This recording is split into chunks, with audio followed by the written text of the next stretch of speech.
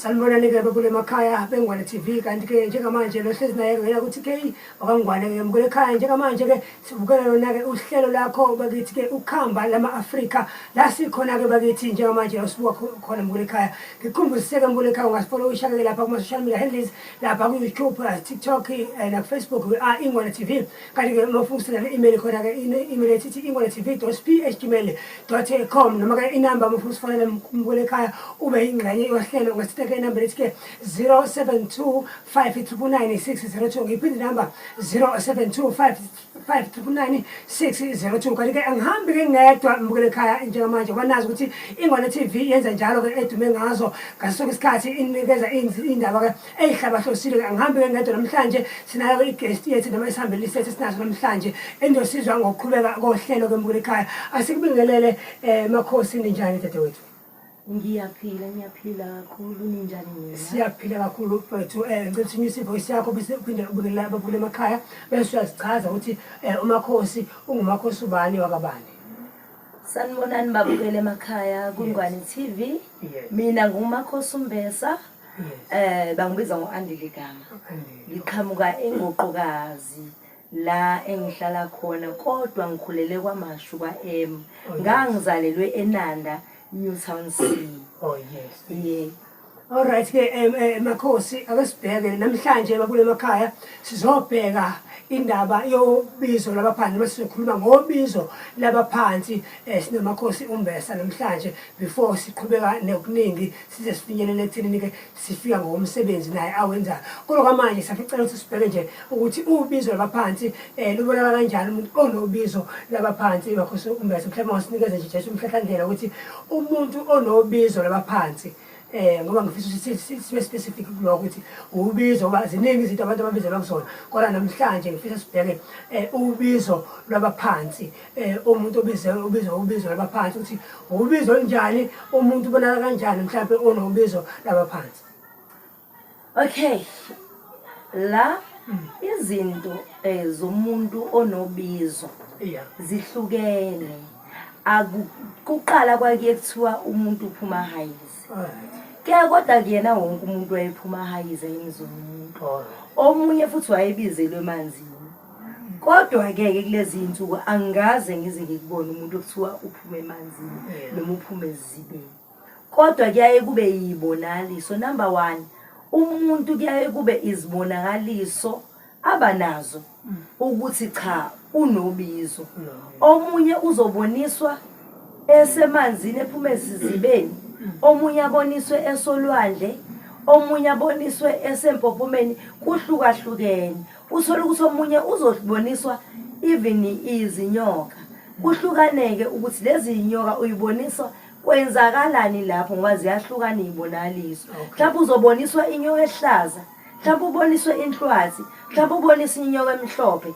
Lokho engizama ukuchaza ngoba kuyahlukana phela einyokeni zedlozi neinyoka ezitshengisa ukuthi khona isithe esikhona. So ziningi izibonaliso ezenzakalayo.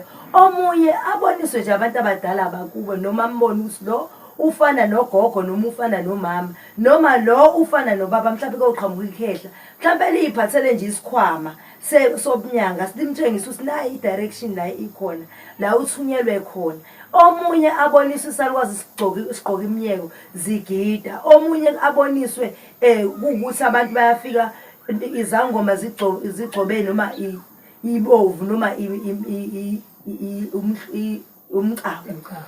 Soke lapho kuhlukahlukene uzoboniswa izinto eziningi ngendlela osukubizelwe ngayo. Yila ubonakala khona ukuthi cha unobizo. Mhlawumbe noma usuyaca kwesinye isikhathi uthi uma uboniswa into noma isithi sivela ubone ukuthi cha lento lena engiyibonayo ngike ngayibona kanti vele usuvezelwe noma kuzoba nenkinga ekhaya uthola ukuthi uyaboniswa noma kuthiwa komakhelwane nje kuzodlula umuntu usheshe uyibone leyo nto ngobani kusuke sekufike laba abasoye bekulayela noma kwesinye isikhathi kufike kuthiwa thandaza ungazi ukuthi kuthiwa thandaza thatha ukuthi nokuthi noma kuthiwa thatha amanzi uwakhulekele.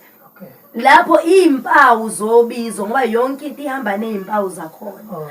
Bese uthi kwesinye isikhathi uboniswa amabhayi ngoba phela funa ukubonakala ukuthi lo muntu wakho wayegqokani kahle kahle ebese kuhanjwa ngendlela umuntu wakho afuna ngayo. So kune ezinye zezimpawu zobizo. Omunye umuntu uyagula.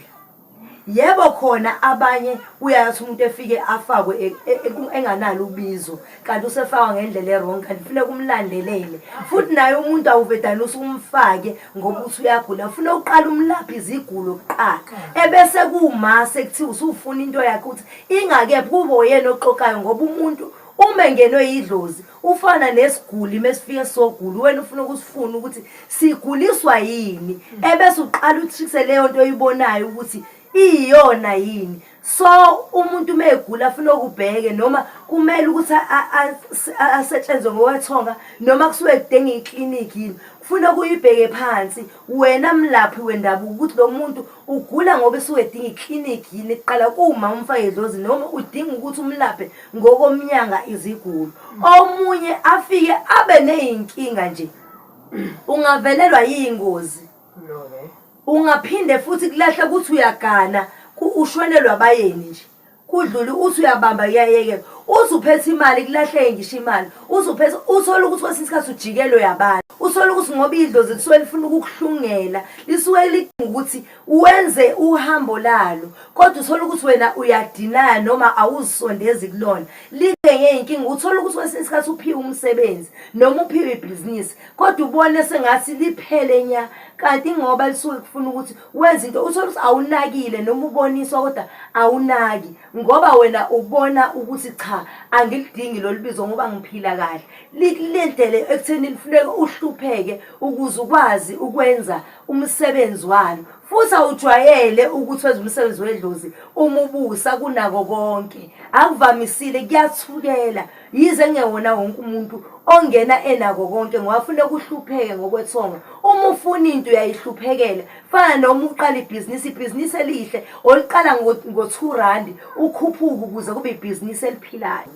Umntwana ke uma kuthiwa kukhulunywa ngomntwana othi mina sengaqeda kodwa ngizibone ngisesikoleni eprimary. Okay lo mntwana usuke engakayiqali ijeni nje yezinto zedlozi usuke engayiqali ngoba phela when is come to into yethonga siyiqala la emagobongweni ethi umndiki nomndawo kodwa umndiki nomndawo akusho ukuthi uyathwasa kodwa kahle kahle wonke umuntu womndeni ngokomthetho umndeni nomndeni fangabe uba nayo impande yethonga lakhe noma ekuthiwa ubulawo bethonga lakhe lasegcekeni ngoba ufune wonke umuntu awudle lo mndiki nomndawo ngokusuka wokugeza into eyinhlanhla noma ukugeza abantu abakuyena.